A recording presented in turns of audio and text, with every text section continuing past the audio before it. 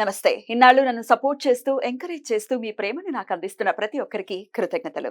అలాగే ఈ వీడియో కూడా ఖచ్చితంగా మీకు ఉపయోగపడుతుంది. లైక్, షేర్ అండ్ సబ్స్క్రైబ్ చేసి మీ సపోర్ట్‌ని నాకు అందించండి. అలాగే ఈ వీడియో పట్ల మీకున్న అభిప్రాయాన్ని కామెంట్ సెక్షన్‌లో కామెంట్ చేసి తెలియజేయండి. ఇప్పుడు వీడియోని చూద్దాం. నమస్తే. Welcome to our channel. నేను పద్మిని. ప్రస్తుతంతో పాటు ప్రముఖ ఆధ్యాత్మికవేత్త, వేద పండితులు, ఆగమ కేసరి, శ్రీ విద్య స్పిరిచువల్ సొసైటీ వ్యవస్థాపకులు చిర్రావూరి శ్రీరామ శర్మ గారు మనతో పాటు ఉన్నారు. మాట్లాడదాం. నమస్కారం అండి. నమస్కారం అండి. భూమిని కొనుక్కోవటం, లేకపోతే భూమి మాకు సొంతం అవ్వటం, స్వగృహాన్ని నిర్మించుకోవటం, లేదా భూమికి సంబంధించి రకరకాల ఇబ్బందులు ఫేస్ చేస్తూనే ఉంటారండి. అయితే మా భూమి మాకు రావట్లేదు, మా బాబాయిలు కానీ మా వాళ్ళు ఇవి రానివ్వట్లేదు అని చెప్పేవాళ్ళు కూడా ఉంటారు. భూమికి సంబంధించి బోల్డ్ అని ఇబ్బందుల్ని ఫేస్ చేసుకుంటుంటారు. అసలు స్థలం ఒక 100 గజాలు కూడా కొనలేకపోతున్నామండి మేము అని అసలు మామూలుగానే కంప్లైంట్ చేస్తుంటారు. భూమిని కొనుక్కోవటం అని అంటే, లేదా భూమి మన సొంతం అవ్వాలి అని అనుకుంటే కనుక ఎటువంటి పరిహారాలు చేసుకోవాల్సి ఉంటుంది, అసలు ఏమైనా ఉంటుందా విధానం? నమస్కారం. రెడ్ టీవీ ప్రేక్షకులకి శుభదినం. భూమి మీద ఉంటున్న వాళ్ళం కాబట్టి భూమి మనకి కావాలి అని అనుకోవడంలో తప్పులేదు. పూర్వీకుల నుంచి కూడా భూముల్ని బాగా పెంచుకునేవారు. భూమిలో కూడా విలాసంగా వాళ్ళు ఉండేలాగా మనం చాలా ఫ్రీగా ఉండాం అనుకుంటాం కదా, అలాగే చూసేవారు. ఇప్పుడున్న దాన్ని బట్టి భూములు కొనడం చాలా అరుదైపోయింది. అవి ఆకాశాన్ని అంటేసే అన్ని కూడా. వాటిల్లో కూడా భూమి యోగం, ఒక యోగం ఉంటేనే భూమి అనేది దక్కుతుంది. గృహం కూడా యోగం అన్నారు. అలాగే భార్య వివాహం అనేది యోగం అన్నారు. అంటే ఇల్లు నిర్మాణం వేరు, భూమి కొనుదల వేరు. ఇప్పుడు మీరు చెప్పిన భూమి కొనాలంటే కొనలేకపోతున్న వాళ్ళు కానీ, లేదా అన్యాక్రాంతమైనటువంటి భూముల ద్వారా కానీ, లేదా ఆస్తిలో వాళ్ళకి రావాల్సినటువంటి పంపకాల్లో అనేక గొడవలు జరుగుతూ రావాల్సింది కానీ ఏదైతే ఉందో, అంటే ధర్మబద్ధంగా వాళ్ళకి రావాల్సిన భూములు రావాలన్నా, లేదా అసలు పాపం భూమి లేదు అటువంటి వాళ్ళు ఏదైనా ఒక భూమిని కొనాలి అని అనుకుంటున్నప్పుడు దానికి చాలా శక్తివంతమైన పరిహారం ఒకటి మనకి శాస్త్రాల్లో చెప్పారు. భూమికి అనేక దేవతల్ని ఆయా సందర్భానుసారంగా అధిష్టానంగా చేశారు. ముఖ్యంగా గణపతి భూమికి అధిష్టాన దేవత. అందువల్ల మనం వినాయక చవితి రోజు కూడా మట్టితో గణపతిని చేస్తూ ఉంటాం. మట్టికి గణపతికి విడదీయరాని సంబంధం. ఎవరైతే ఒక భూమిని, నేను 2 విధాలైనటువంటి రెమెడీస్ చెప్తాను. మొదటిది సమస్యలలో ఉన్నవాళ్ళు. ఏ సమస్యలో ఈ భూమి మనకి సమస్యలో ఉంది, మనకి దీంతో సమస్యలు తొలగాలి అనుకున్న వాళ్ళు ఉన్నారో ఆ భూమిలోంచి మట్టి తీసుకుని రావాలి. వాళ్ళ శుభ నక్షత్రం చూసుకోండి. శుభ నక్షత్రాలు మాకు తెలియవండి అని అనుకున్న వాళ్ళు బుధవారం రోజు, గణపతికి బుధవారం, ఇలాగే అమ్మడాలు తీసుకోవడాలు ఇవన్నిటికీ కూడా కారకుడు బుధుడు కాబట్టి దానికి బుధవారం రోజు ప్రారంభం చేసుకుని, ఏ మాసమైనా సరే ఎప్పుడైనా సరే బుధవారం రోజు పొద్దున్నే బుధహోర నడుస్తుంది సూర్యోదయానికి. అందువల్ల ఉదయం 5 to 7 గంటల లోపల బుధహోర సమయంలో, అంటే బుధహోర ఉషకాల సమయంలో, 2 సమయాల్లో ముందరగానే మట్టి తెచ్చుకుని అక్కడి నుంచి ఎంతో పరిమాణంలో ఆ తెచ్చే మట్టి కూడా వాళ్ళకున్నటువంటి సైట్ లో ఈశాన్యం వైపు మట్టి తీసుకొస్తే మంచిది. ఈశాన్యం నుంచి కొంత మట్టిని వాళ్ళు ఒక చిన్న కవర్ లో తెచ్చేసుకుని ఇంటి దగ్గర పెట్టుకుని, ఈ ఉషక్కాల సమయంలో, అంటే బుధవారం రోజు ఏదైతే చెప్పానో ఆ సమయంలో దాంతో ఒక గణపతిని తయారు చేయాలి. ఎంత విగ్రహం అంటే, మనం ఇంత విగ్రహం తీసుకొస్తున్నప్పుడు ఇది 21 days చేసేటటువంటి ప్రక్రియ. అందుకని 21 రోజులకి మనకు సరిపోయేటటువంటి మట్టిని మనం తెచ్చుకుని ఉండాలి ముందర. దాంట్లో కొంత భాగాన్ని తీసి చిన్న గణపతిని చేసుకోవాలి. ఈ గణపతిని చేస్తున్నప్పుడు కూడా అక్కడ ఏదైతే భూమి మనకి ఉందో, ఈ భూమి ద్వారా మనకి ఉన్నటువంటి సమస్యల్ని ఒకసారి మనస్సులో మననం చేసుకుంటూ ఆ గణపతిని తయారు చేసుకోవాలి. తయారు చేసిన గణపతి 4 చేతులతో ఉండాలి. ఆయన పాశం అంకుశం ధరించి ఉండాలి, వరదాభయాల్ని ధరించి ఉండాలి. ఇటువంటి గణపతిని 4 చేతులతో ఉన్నటువంటి చిన్న గణపతిని తయారు చేసుకోవడానికి ఒక అరగంట 30 గంట పడుతుంది. తయారు చేసుకున్న తర్వాత దానికి గరికలతోనూ, అలాగే ఎర్ర అక్షతలు, కుంకుమతో కలిపినటువంటి అక్షతలు, అలాగే కుంకుమ, సింధూరం, ఈ ద్రవ్యాలన్నిటితోనూ స్వామివారికి ఎవరెవరికి ఏ ఏ పూజా పద్ధతులు వస్తే దాంతో చేయొచ్చు. షోడశోపచార పూజ కానీ, పంచోపచార పూజ ఏదైనా చేసుకోవచ్చు. ఏమీ రావు అంటే 5 ఉపచారాలు సింపుల్ గా చేసుకోవచ్చు. ఒకటి గంధం. ఈ గంధం ఇచ్చినప్పుడు కూడా ఎర్ర చందనం ఇస్తే మంచిది, రక్త చందనం అరగతీసి.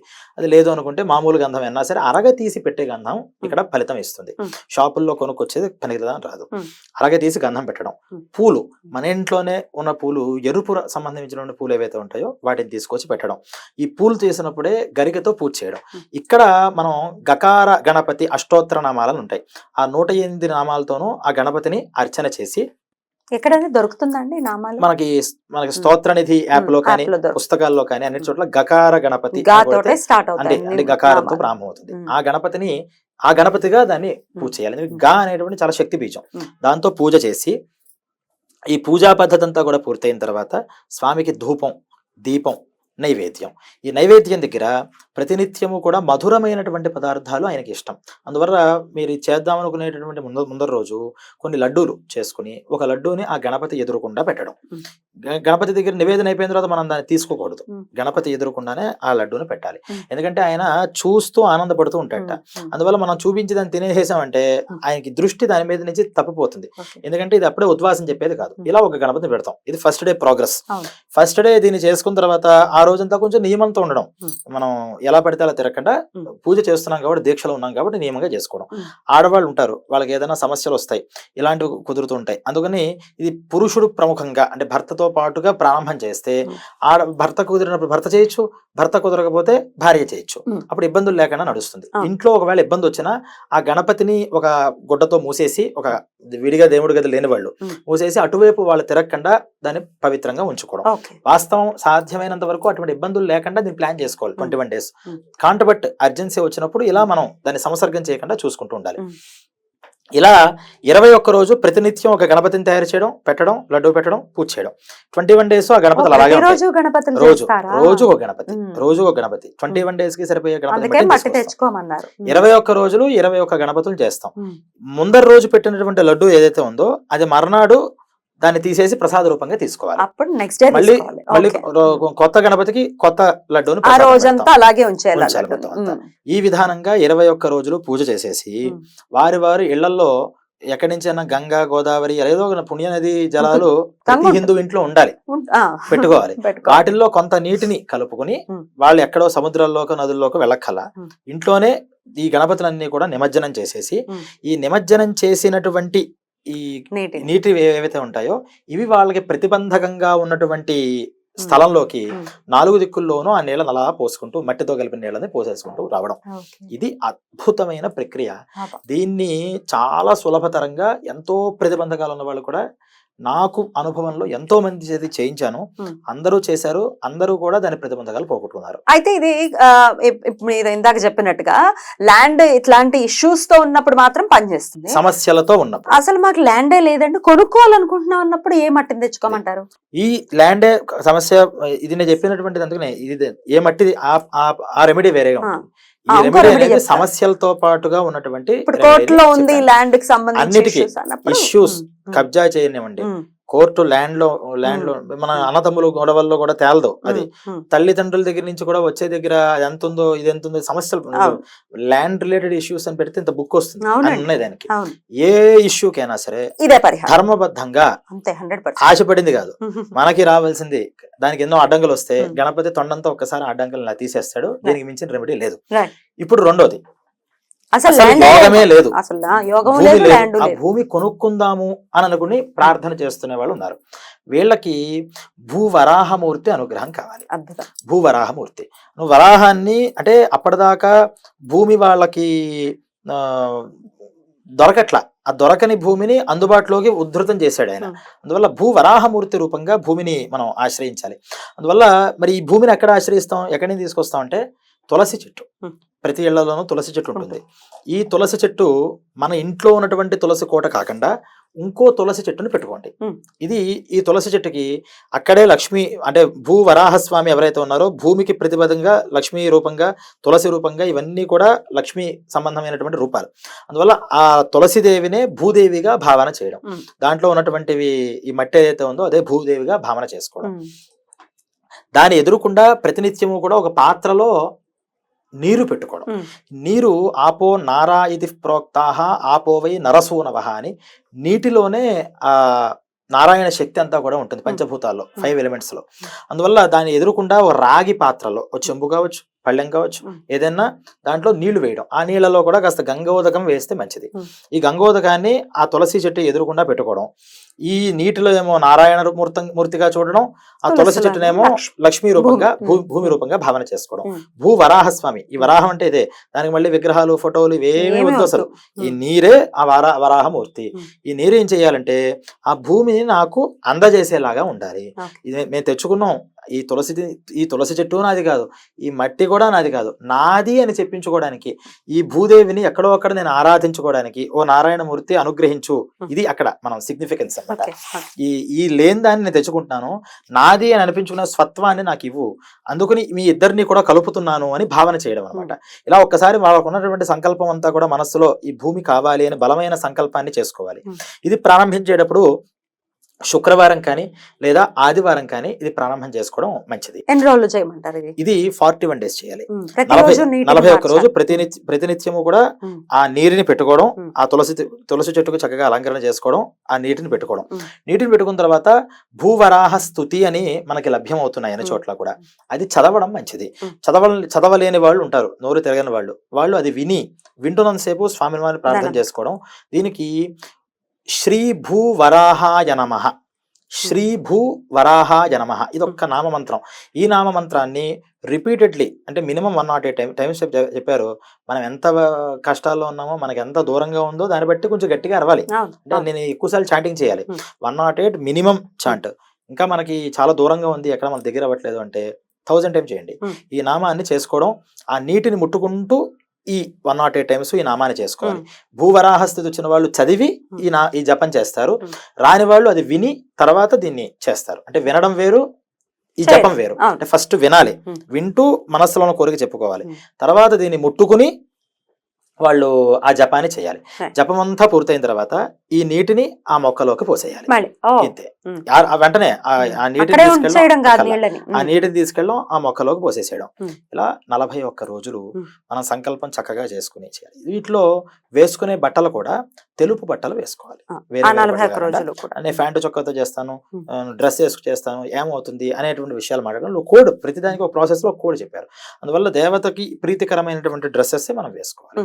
శాస్త్రీయమైన బట్టలు కట్టుకోవాలి. ఆడవాళ్ళు అయితే తెలుపు అంచుగా, అంటే పూర్తి తెలుపు చీర కట్టకూడదు కాబట్టి తెలుపు చీరనే అంచులు, ఆ అంచులతో ఉన్నటువంటి చీరను కట్టుకోవాలి. మగవాళ్ళేమో తెల్లటి వస్త్రాల్ని, అంటే పూజ చేసేటప్పుడు మార్చుకోవచ్చు.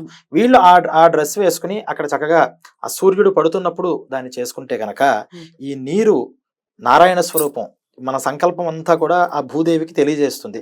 వెంటనే నారాయణ అనుగ్రహంతో ఆ తులసి కోటని సొంతంగా ఇంట్లో పాతేటటువంటి శక్తి వస్తుంది. సొంత స్థలం తీసుకుంటారు. రావడంతోనే ఈ మొక్కని ఆ స్థలంలోకి పాతాలి. అద్భుతం.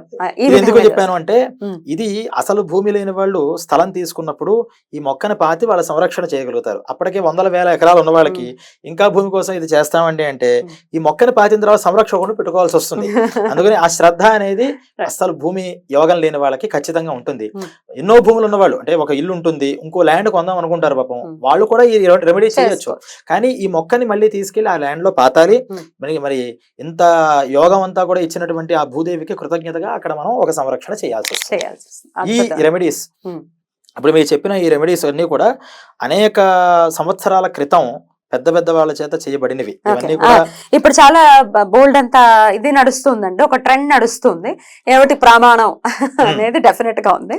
దీనికి ప్రమాణం చెప్పగలరు. పెద్ద వాళ్ళ చేత చేయబడింది. దీంట్లో ఈ భూవరాహ స్తుతి అనేటటువంటి ఏదైతే చెప్పానో, అసలు భూదేవి కూడా స్తుతి చెప్పారు పురాణాల్లో. ఆ భూదేవికి స్తుతి చెప్తూ ఈ భూమి ఎందుకు మనం ఇప్పుడంతా పాజిటివ్ చెప్పాం రావాలంటే, అసలు ఎందుకు మనకి ఇది యోగం లేకుండా ఉంటుంది అని అంటే, భూమి ఎందుకు మనకి రాకుండా ఉంటుంది అందరూ గమనించాల్సిన విషయం, చాలా మంచి విషయం ఇది. భూమి మీద చాలా మంది కాళ్ళతో తొక్కుతారు గట్టిగా. చిన్నపిల్లలను కూడా కోపం వస్తే ఇలా తన్నుకుంటూ వెళ్ళిపోతారు.